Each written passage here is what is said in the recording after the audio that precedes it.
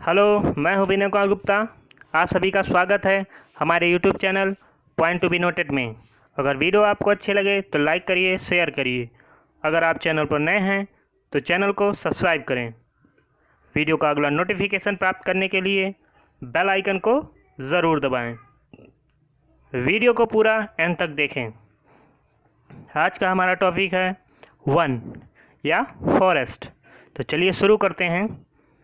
One या forest क्या होता है? वन वह भू क्षेत्र है जहाँ वृक्षों का घनत्व क्या होता है, सामान्य से अधिक होता है। उसे ही हम क्या कहते हैं? वन कहते हैं। सामान्य से अधिक होता है का मतलब जैसे हम अपने आसपास के वृक्षों को अगर हम देखते हैं तो वो बहुत उनका जो घनत्व होता है वो बहुत कम होता है। वो दूर दूर होते हैं वृक्ष, पास पास नहीं होते हैं। लेकिन जो वन क्षेत्र होते हैं वहाँ पर वृक्ष जो होते हैं वो बहुत पास पास होते हैं, उनका घनत्व बहुत ज़्यादा होता है। तो इसलिए उनको क्या कहते हैं? वन या जंगल कहते हैं। तो आप समझ गए होंगे वन या जंगल क्या होता है। अब पृथ्वी के लगभग 9.5% भाग पर वन फैला हुआ। ये चीज़ आप याद रखिए कि पृथ्वी के कितने भूभाग पर जो है वन फैले हुए हैं। तो पृथ्वी के लगभग 9.5% भाग पर वन फैले हुए हैं। ये चीज़ आप याद रखिए। अगर हम भूमि क्षेत्र की बात करें, केवल भूमि क्षेत्र की, पूरे पृथ्वी की बात ना करें हम, तब वन का कितना भाग जो है भूमि क्षेत्र में फैला हुआ है। तो वन जो है कुल भूमि क्षेत्र का लगभग 30% भाग फैला हुआ है। मतलब जो हमारा भूमि क्षेत्र है, केवल भूमि क्षेत्र, उसके 30% भाग पर वन पाए जाते हैं। तो दो चीज़ आप याद रखिए। अगर पृथ्वी की बात करें कि पृथ्वी पर लगभग कितने भाग पर वन फैला हुआ है, तो 9.5% भाग पर। और अगर कुल भूमि क्षेत्र की बात करें तो भूमि क्षेत्र के 30% भाग पर वन फैला हुआ है। तो ये दो चीज़ आप याद रखिए। वन अपने महत्व के कारण इसको क्या कहा जाता है? ग्रीन गोल्ड कहा जाता है। वन को क्या कहा जाता है? Green gold. क्यों? क्योंकि इसके बहुत सारे उपयोग हैं, इसी वजह से इसको ग्रीन गोल्ड कहा जाता है। वन हमारे क्या होते हैं? हरित होते हैं। क्या होते हैं? हरित फेफड़े भी कहे जाते हैं वन को। क्योंकि वन क्या होता है? इसकी सघनता की वजह से जो है हमें ऑक्सीजन मिलता है इन्हीं वनों से, पेड़ पौधों से। तो इसी वजह से वन को जो कहा गया है वो हरित फेफड़े नाम दिया गया है। अब वनों के महत्व क्या हैं वो देख लेते हैं हम। अब वनों से साग सब्जी, फल फूल, मसाले, औषधि, मकान बनाने के लिए लकड़ियाँ, जानवरों के लिए भोजन, ये सभी किससे मिलते हैं? ये वन से ही मिलते हैं। तो ये इनका महत्व है। और वन क्या करते हैं? नदियों के जल के प्रवाह को बनाए रखते हैं। क्योंकि क्या होता है वनों से होकर जो नदियाँ बहती हैं, तो वो जो वन होते हैं उनके जो पत्ते होते हैं वो क्या करते हैं? वो नज़दीक नज़दीक होते हैं और घने होते हैं, जिसकी वजह से क्या होता है? प्रकाश जो होता है वो पृथ्वी पर नहीं पहुंच पाता और नदियों के जल को सुखा नहीं पाता, जिसकी वजह से नदियों का प्रवाह जो होता है वो बना रहता है। अगला है, ये जल चक्र को नियंत्रित करती हैं। पृथ्वी पर बारिश की वजह से पृथ्वी पर पानी आता है और उसके वाष्पीकरण से जो है फिर बादल बनता है। फिर बादल से क्या होता है? बारिश होता है। तो ये जो जल चक्र है, यही वन जो है इसको नियंत्रित करते हैं।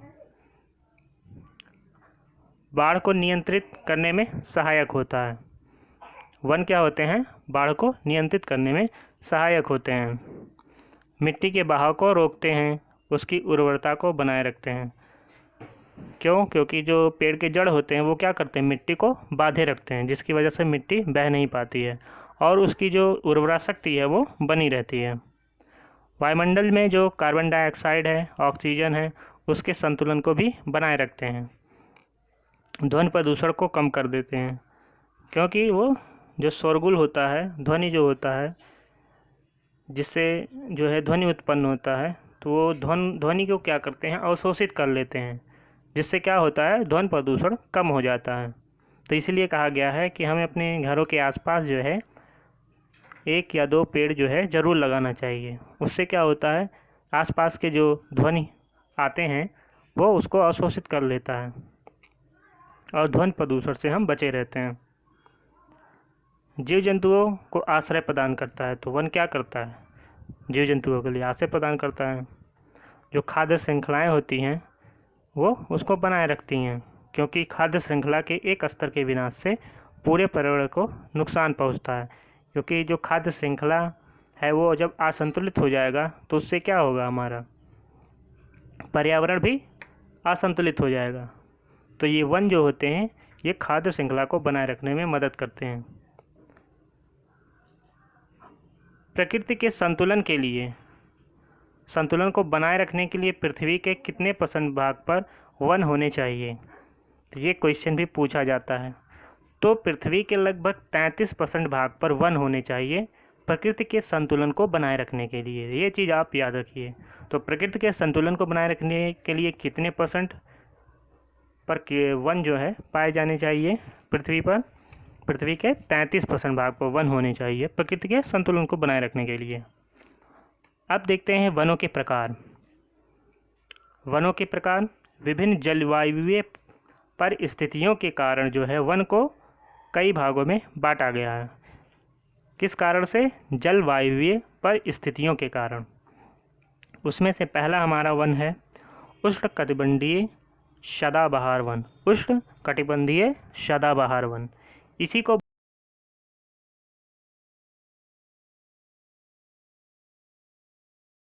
बोलते हैं उष्णकटिबंधीय सदाबहार वन, इसी को बोलते हैं वर्षा वन। ये कहाँ से कहाँ तक फैला हुआ है? वो भूमध्य रेखा से 10 डिग्री उत्तर और 10 डिग्री दक्षिण के बीच जो है हमारा उष्णकटिबंधीय सदाबहार वन पाया जाता है। यहाँ वर्ष भर तापमान कितना रहता है? लगभग 28 डिग्री सेल्सियस तापमान रहता है। तो उष्णकटिबंधीय सदाबहार वन जो है वहाँ पर तापमान लगभग कितना रहता है? 28 डिग्री सेल्सियस। अगर न्यूनतम तापमान की बात करें तो लगभग न्यूनतम 20 डिग्री सेल्सियस है। इससे कम वहाँ तापमान नहीं पाया जाता है। और अधिकतम तापमान की बात करें तो 35 डिग्री सेल्सियस तक पाया जाता है, इससे अधिक नहीं पाया जाता है। तो औसत जो हो गया लगभग वो 28 डिग्री सेल्सियस औसत तापमान रहता है यहाँ पर उष्णकटिबंधीय सदाबहार वन में। पूरे वर्ष यहाँ 200 सेंटीमीटर से अधिक वर्षा होती है। ये चीज़ आप याद रखिए, इसकी विशेषता है उष्णकटिबंधीय सदाबहार वन की कि यहाँ पर 200 सेंटीमीटर से अधिक वर्षा होती है, 200 सेंटीमीटर से अधिक। इन वनों की वृक्षों की पत्तियाँ क्या है? पूरी तरह से झड़ती नहीं हैं। इसी वजह से इसको क्या कहा गया है? सदाबहार वन। ये अपनी पत्तियाँ को गिराती नहीं हैं, इसीलिए इन्हें सदाबहार वन कहा गया है। इस वन में सर्वाधिक जैव विविधता पाई जाती है। ये क्वेश्चन पूछा जाता है कि सबसे ज़्यादा या सर्वाधिक जैव विविधता कहाँ पाया जाता है? तो उष्णकटिबंधीय सदाबहार वन जो होता है वो सर्वाधिक जैव विविधता वहाँ पर पाई जाती है। यहाँ पर जो है संसार का लगभग 50% से अधिक ज्ञात प्रजातियाँ विद्यमान हैं। चाहे वो पेड़ पौधे की प्रजाति हो या जीव जंतु की प्रजाति हो, सभी को मिलाकर यहाँ पर 50% से अधिक ज्ञात प्रजातियाँ जो है विद्यमान है। इसीलिए यहाँ पर सर्वाधिक जैव विविधता पाई जाती है। अब यहाँ पर जो है मुख्य वृक्ष यहाँ के क्या हैं? उष्णकटिबंधीय सदाबहार वन के मुख्य वृक्ष क्या हैं? यहाँ पर महोगनी, आबनूस, रोजवुड, बांस, सिनकोना, रबड़, ये सब आपको याद होना चाहिए। इससे भी क्वेश्चन पूछ लेता है कि इसके मुख्य वृक्ष कौन से हैं। तो ये सब दिमाग में बैठा के चलना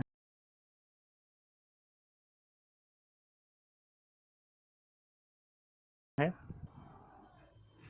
तो मुख्य क्षेत्र क्या है यहाँ पर? एशिया, ऑस्ट्रेलिया, अफ्रीका, दक्षिण अमेरिका, मध्य अमेरिका, मैक्सिको, प्रशांत द्वीपों पर ये वन पाए जाते हैं। तो इतने जो क्षेत्र हैं मुख्य क्षेत्र, आप इसको एक एक करके याद कर लें, क्योंकि यहाँ से भी क्वेश्चन पूछ सकता है। यहाँ पर एनाकोंडा जैसे जो है विशाल जीव पाए जाते हैं इसी वन में, उष्णकटिबंधीय सदाबहार वन में। अब अगला हमारा है उष्णकटिबंधीय पर्णपाती वन। उष्णकटिबंधीय पर्णपाती वन, इसी को बोलते हैं मानसूनी वन। क्या बोलते हैं? मानसूनी वन। तो मानसूनी वन किसको बोलते हैं? उष्णकटिबंधीय पर्णपाती वन को। यहाँ पर वर्षा कितनी होती है? 150 सेंटीमीटर से कम वर्षा होती है।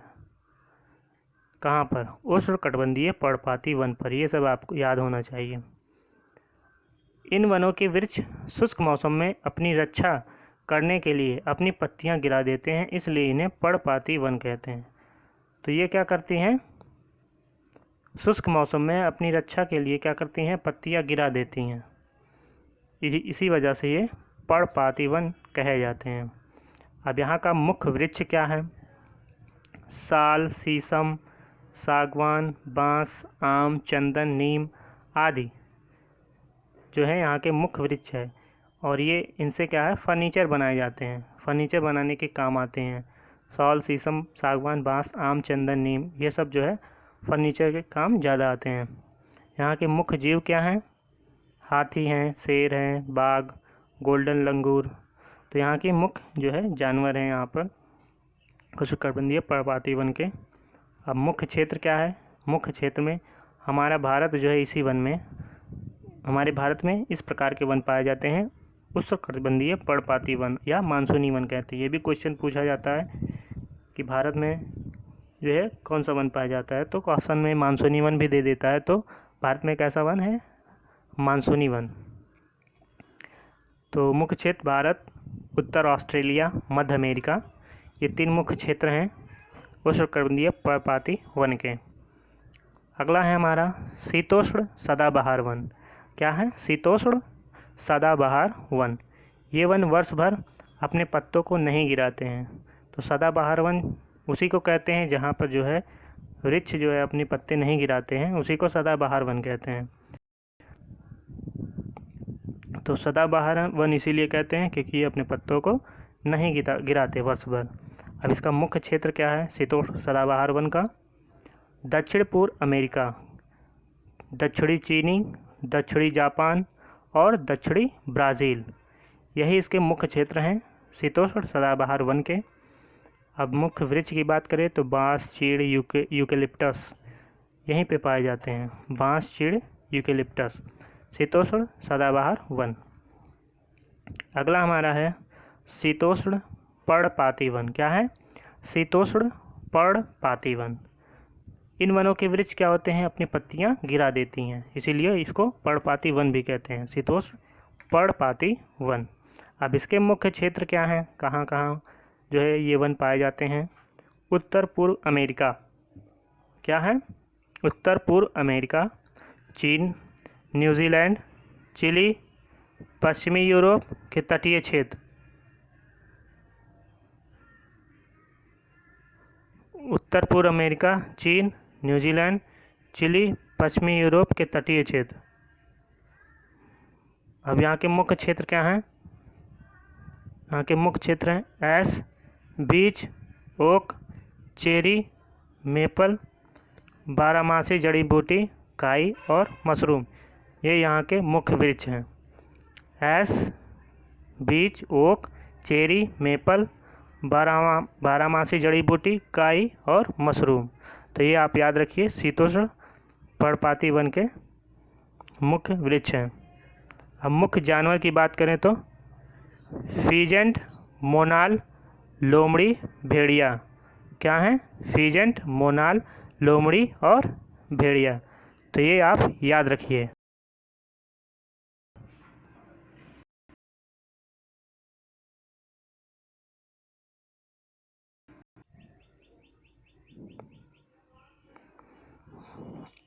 अगला है हमारा भूमध्य सागरीय वन। क्या है? भूमध्य सागरीय वन। यहाँ पर ग्रीष्म ऋतु गर्म होती है। ग्रीष्म ऋतु में क्या होती है? गर्म और शुष्क होती है। और शीत ऋतु में क्या होता है? हल्की बारिश होती है। तो जो भूमध्य सागरीय वन है वो भूमध्य सागर के आसपास का जो क्षेत्र होता है वहीं पे पाए जाते हैं भूमध्य सागरीय वन। तो ग्रीष्म में क्या होता है ऋतु? ग्रीष्म ऋतु में गर्म और शुष्क होती है और शीत ऋतु में हल्की बारिश होती है। यहाँ पर मुख्य क्षेत्र क्या है? यूरोप, अफ्रीका, एशिया के भूमध्य सागर के पास वाले क्षेत्रों में पाया जाता है भूमध्य सागरीय वन। अगर हम मुख्य फल की बात करें तो यहाँ पर संतरा, अंगूर, जैतून, अंजीर, तो ये नींबू प्रजाति के फल जो है यहाँ पाए जाते हैं। इस क्षेत्र को विश्व का फलोद्यान भी कहते हैं। क्या कहते हैं? इसका फलोद्यान।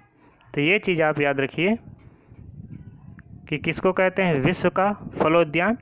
भूमध्य सागरीय वन को, क्योंकि यहाँ पर जो है रसीले फल जो है ज़्यादा उगाए जाते हैं, संतरा, अंगूर, जैतून, अंजीर। अगला हमारा है शंकुधारी वन, इसे टैगा वन भी कहते हैं। तो शंकुधारी वन को ही क्या कहते हैं? टैगा वन कहते हैं। ये पहाड़ी क्षेत्र में पाए जाते हैं। कहाँ पाए जाते हैं? पहाड़ी क्षेत्र में। तो ये चीज़ आप याद रखिएगा। इनके वृक्ष क्या होते हैं? ऊंचे होते हैं और शंकु के आकार के होते हैं, ऐसे होते हैं वृक्ष। वृक्ष जो होते हैं वो शंकु के आकार के होते हैं, इसलिए वन कहते हैं। इस वन के जो वृक्ष है वह सदाबहार होते हैं, मतलब इनके जो वृक्ष होते हैं वो अपनी पत्तियां जो है नहीं गिराती हैं, इसीलिए सदाबहार होते हैं। इस वन के वृक्ष जो होते हैं वो नरम होते हैं और अखबारी कागज़, माचिस और बक्से, कुछ सामान को रखने के लिए बक्से बनाने के काम आते हैं। तो ये चीज़ आप याद रखिए। और इसके जो मुख्य वृक्ष हैं क्या हैं? चीड़, देवदार, स्प्रूस, सिल्वर फर, ये यहाँ के मुख्य वृक्ष हैं। मुख्य जीव क्या है यहाँ के? ध्रुवीय भालू, रजत लोमड़ी, ये याद रखिए, ध्रुवीय भालू, रजत लोमड़ी और मिंक यहाँ पर पाए जाते हैं शंकुधारी वन में। अब बर्फीले क्षेत्र की बात करें तो बर्फीले क्षेत्र में जो पाई जाने वाली वनस्पति होती है उसको क्या बोलते हैं? टुंड्रा वनस्पति। और जो वनस्पति की अधिकता होती है तो इसकी वजह से टुंड्रा वन भी बोलते हैं। तो यहाँ की जो बर्फीली क्षेत्र की वनस्पति होती है उसको टुंड्रा वनस्पति कहते हैं। और टुंड्रा को ही आर्कटिक मरुस्थल भी कहते हैं। क्या कहते हैं? आर्कटिक मरुस्थल। किसको बोलते हैं? टुंड्रा को, क्योंकि इस यहाँ पर जो है वृक्ष नहीं पाए जाते हैं, ज़्यादातर यहाँ पर मरुस्थल जैसी क्षेत्र होता है, इसी वजह से इसको आर्कटिक मरुस्थल कहते हैं। तो ये चीज़ आप याद रखिएगा। वो मुख्य वनस्पति क्या है यहाँ पर? बौनी झाड़ियाँ होती हैं, दलदली पौधे होते हैं, घास होते हैं, काई होते हैं, लाइकेन होते हैं। तो ये यहाँ के मुख्य वनस्पतियाँ हैं बर्फीले क्षेत्र की, टुंड्रा प्रदेश की। अगला हमारे कटीली झाड़ियाँ। ये वन कटीली झाड़ियों वाला वन, ये वन रेगिस्तान और महाद्वीपों के पश्चिमी किनारों पर पाए जाते हैं। कहाँ पाए जाते हैं?